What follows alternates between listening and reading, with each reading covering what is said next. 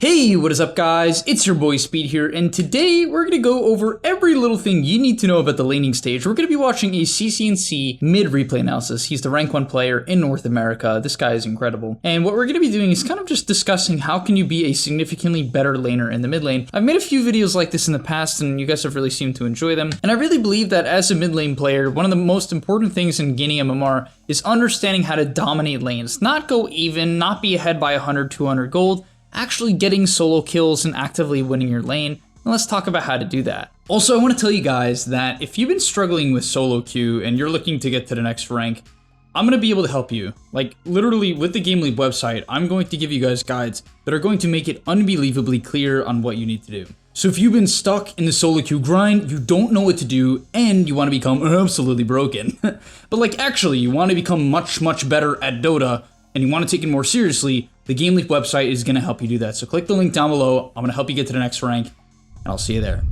Alright, so the first thing you want to look to do is basically maximize how you use your nuke. This is the #1 thing I would say people should do but don't do. So getting into the first wave, the first thing that Quinn does is gets an auto attack on a Bryle right off the bat. Anytime you have a range advantage, you should look to do this every single time, right? Anytime you have a range advantage, right, an auto attack range advantage, you should look to get free autos in. He actually starts the lane with 2. The next thing he does is he actually hits this melee creep and then pulls aggro. This is very important, and you should really take into everything I'm saying into consideration, because when he hits and pulls aggro like this, it then sets up for this following opportunity, which is a hit into another nuke that will allow him to shove in the wave. Now, unfortunately, Bryle, being a good player, also went for the deny, causing him to actually miss the CS with the nuke, but the idea is here. And the reason why you want to do this is, Lena, and what I mean by this is auto attack, aggro, and then nuke, is you want to shove in the lane because you want to have your second nuke, your second Dragon Slave, to shove in the range creep into the Storm, into his tower. So unfortunately, he gets put into a little bit of a weird spot where Storm is obviously trying to kind of mess up this range creep. He obviously knows on Storm that if he hits it early there, it puts Quinn into a weird spot. That's more advanced laning. But once again, Quinn is going to actively look for opportunities to nuke and then follow up with autos. And this is the key for any hero like Lena, or basically anyone with a nuke, right? You want to look to, once again, follow up your nuke with autos. Anytime there's an opportunity to last hit that you can nuke instead, that is what's going to cause you to be able to get many autos off and actually win your lane. For instance, something we'll see here is basically an opportunity in your average pub to just end the lane. Like literally, this is the lane winning play. So what you do is, okay, he backs up, right? He's got a double wave pushing in. He's going to pull aggro. The main reason why he pulls aggro here is because it's very awkward for Bryle to actually try to contest these deep range creeps when he has a severe creep disadvantage, right? Especially against a hero like Lena, who's going to punch you extremely hard if you decide to walk up. So what does CCNC look to do? #1, he actually auto-attacks this melee creep to death. Again, you'll see he actively is auto-attacking creeps to death. Okay, this is not a grief, right? The mid lane is not the side lane. Often in the mid lane, shoving in the wave is actually a good thing in a lot of scenarios. Of course, it depends. As the lane progresses, the later you get into the lane, and the more you can actually like solo kill people or completely zone them out, the more you want to pull the lane back and static it. That is not the case in the early laning stage for the first few waves. And so as we'll see, he auto attacks down this melee creep. Then after that, he's going to look to shove in. He understands Bryle is in severe disadvantage here. And what your average player would do wrong here, right, the Storm I'm talking about, is they would walk right here. They would go from here to here. They would try to contest this range creep deny. Quinn would just beat them up the entire time, nuke for the range creep, and the laning stage would be over. Because as you'll see here, Quinn understands the scenario I just mentioned. This range creep is going to be nuked, right? 100%. It's going to be nuked. Why? Because when you're playing Lena, you want to, #1, keep your Fury Soul stacks up. And #2, you want to have the opportunity to punch the enemy. And the way you do that is largely off killing off a creep early on, a melee creep early on, which he's done, and then pressuring the range creep with a nuke. And as we'll see here, a couple autos onto the Storm, and then eventually nukes through. He actually decides to auto-attack the range creep a little bit there. Bryle does a great job of pulling creep aggro. Otherwise, the lane would have literally just ended right there. And so basically, all you need to remember out of this to become a much better laner is essentially auto-attack the first melee creep.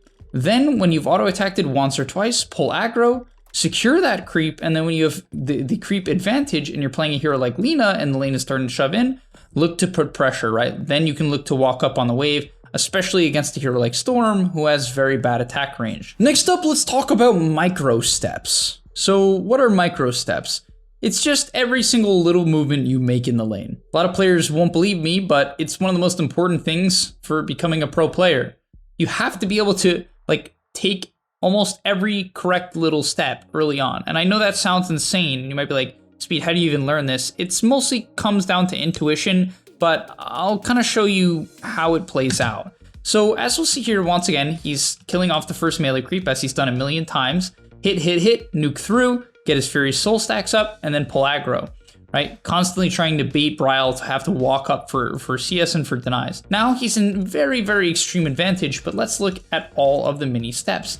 So the first step we're gonna look at is after he secures this creep. After he secures this creep, he's gonna take a quick step up, and that's gonna allow him to hit Bryle. After that, he's gonna walk backwards. Why does he take a quick step backwards here? You might be thinking to yourself, like, Speed, he's got 5 stacks of Fury Soul. Why isn't he running up? He's got an HP advantage, he's got 5 stacks. Why is he backing off? Because he doesn't want to tank creep aggro. He understands that Bryle's gonna back up when he steps up, and therefore, if he continues to step up, he's just gonna tank the creeps and tank a decent amount of damage. So instead, he takes a quick step back, then he's gonna de-aggro the creeps, and then take a step forward, right? And you can see how this works. Right now, instead of tanking 2 creeps, he's only gonna tank 1. And he is tanking a little bit here, but that's obviously because Bryle stepped up for a CS. Once again, getting into that micro movement. After he secures this creep, he understands Bryle's gonna step up. What is Bryle gonna step up for? Bryle's gonna step up for this creep. So Quinn matches that. He sees this as an opportunity to get a very favorable trade, which it is, because Bryle had to use all of his attention going for CS instead of hitting Quinn, so Quinn gets a favorable trade. On top of that, now Quinn is in major advantage. He's gotten his bottle first, and this is his opportunity to go as ham as he possibly can, and we'll see that with another nuke onto the range creep, and looking for some autos under the tower, not going too crazy. You don't want Storm to hit level 3, get dragged under tower, and lose the majority of your HP. That would be pretty freaking bad. And for the millionth time, we're gonna see a rinse repeat of the same concept, but I just want you guys to understand what we're looking at here, and why being good is basically repeating some of the same ideas over and over again, understanding what works, and then spamming it. As we'll see, instead of going for the auto attack CS on the melee creep, he instead nukes through. That gives him 4 stacks. That's gonna allow him to eventually secure the range creep, pressure in the Storm, and look to now go under the tower. Another thing that I would like to mention is he didn't skill his stun until level 4. I totally agree with this. I hate the 1-1-1 build on Lina right now. I think it's so trash, especially considering how the E now works. You need to hit creeps and heroes to build as many Fury Soul stacks as possible. And so yeah, I'm a much bigger fan of the second point in Dragon Slave at level 3. So we talked earlier in the video about when do you start pulling back the lane? When do you stop pushing it in, right? What's the turning point? So I think the main turning point that I've learned from Quinn here is anytime you have a lane where the enemy is playing way too defensive, right? If the enemy is playing so defensive that they're just giving you denies, or they feel uncomfortable to step up because you're so far ahead, which for instance, he is here. He's owning on CS right now. A 7 CS advantage with a 5 deny advantage is huge, especially at a level like this, right? And so now what he's gonna actually look to do is sort of keep the lane back. So what we'll see here is actually a faking of the stun. And the reason why this is key is for the previous set of waves, Quinn has played very passive. And now that he's level 4 and has a point in his stun and 2 points in his nukes, what we'll see here is that he's now gonna look to pressure a kill, right? He's gonna fake the stun on Bryle a couple of times, but that's going to allow him to get a range creep deny and a melee creep deny as Bryle backs off. So another concept that is key is shoving in the wave on the rune timer. Anytime runes are coming up, whether or not it's the water runes or power runes, clearing the wave as fast as possible is big. Because if the enemy can test the water runes and you've cleared in their creep wave, what's going to happen? They're going to miss creeps, right? They're going to lose creeps under the tower while they have to contest the rune. Or they're going to tank the creep wave on their way to the rune, which is what happens here. With the level 3 Dragon Slave, all it takes to kill the range creep is 1 auto and a nuke. That's what he does. I'm honestly a little bit surprised he didn't try to pressure Bryle here. Maybe he was a little bit afraid of a TP, I'm not exactly sure. I thought he was going to, but he decides to go for the water rune instead. They end up actually hard griefing Bryle's bottle here, right? Bryle doesn't get a single rune, which is kind of the key. So I think that's why Quinn actually did what he did. He understands that manning up against Bryle just leaves an opportunity for Bryle to potentially get the bottom water rune, so he didn't want to take any chances, because how Dota works right now is like, well, how it's always worked is if you get the rune and the enemy doesn't, or you get a rune and they don't, I mean, you're in a lot of advantage. You're in a huge state of advantage. He's also in a winning lane, right? A winning lane matchup. So this is definitely a situation where he can look to potentially pop off here, and he ends up hitting a big stun on the Bryle. I think they end up taking him down. Yep, they get a kill on the Bryle here. So, and that largely comes off the fact that he shoved in the wave, right? Because you'll see, if I go back, all right, now that the wave is shoved in, CCNC clears it up, and now Bryle actually starts tanking a few creeps here, and this is not what kills him necessarily. It does a little bit of damage to him, but he loses the range creep. He's tanking some creeps here. It gives consistent vision of him as well, and on top of that, he doesn't get the CS when he dies, which is pretty key. So upcoming year, we're going to see our first solo kill of the lane. But once again, I would like to talk about when you should static. So he actually does go for another static of the lane here. And I think the reason why he does it is he sees a situation where the enemy actually has a +1 creep on him. I don't know how this happened, but they have more creeps than he does. And so what this means is that the wave is going to deny itself, right? Basically, even without him doing anything, he's able to stack the small camp, and Storm is going to lose an entire creep wave, which is what, 160 gold? So a huge swing in his favor. The whole wave basically gets denied. I think he doesn't even nuke this at all.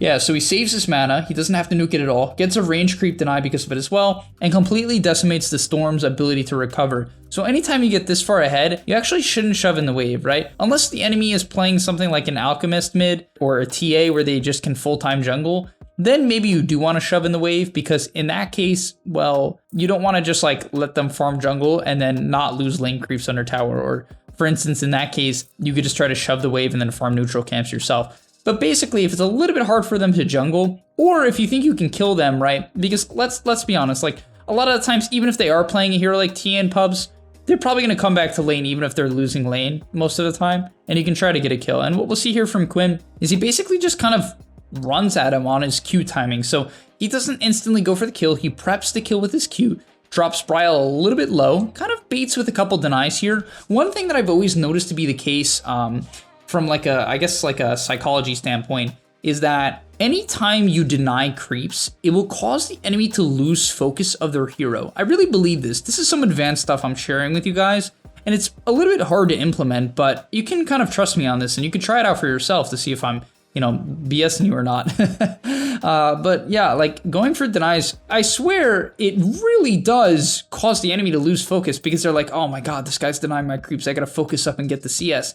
When in reality, you can just throw autos at denies to make the enemy comfortable and then go for a kill. And that's kind of what we see here. Bryle slightly oversteps, trying to go for the CS, and Bryle should know better than to walk up to a level 6 Lina. I mean, he should know better. I'm just being honest. There's literally nothing else to say. He should just know better. But he doesn't, steps up a little bit too far, and beautiful attack moving allows him to pick up the kill, throwing him all the way up to level 7 when the Storm is level 5. And now CCNC has absolutely dominated this lane. While Storm is dead, you're naturally going to want to shove in the lane, so he misses all the creeps under tower. Even is able to get some, you know, creep damage to the tower, finds a DD rune, and Quinn is now off to the races. And if you're curious how this game sort of ends up going, Quinn is top net worth for the majority of the game, and this largely stems off of a good laning stage. I really mean that. You know, Dota it's a big snowball effect, right? Because now the Storm is level 14. He's wildly underfarmed. And this is, like, when I say this is largely because of the lane, I really mean this is largely because of the laning stage. This is not a heavy action kill game. This is a game where both teams are sort of splitting farm. In fact, TSM has more kills but is getting decimated on farm. And the reason why that's happening is largely what happened earlier on into the game. A 2-level advantage for Quinn is something you really don't want to have happen if you're the enemy team. And yeah, Quincy Crew ended up winning this match and taking the game, actually taking the series from TSM, which I was really happy because I like Quincy Crew as a team. I like watching them. I like the way they draft. I think they draft very cleanly. And nonetheless, thank you guys for watching. Also, tell me what hero you want me to review next in some sort of like an advanced fashion. I'd be happy to hear what you guys want to see, and I'll see you in the next one. Peace. And that's all, but remember, before you leave, come on, before you tune out, subscribe to the GameLeap website, where we are going to help you get to the next rank. If you're stuck, click the link down below, and I'm out. Peace.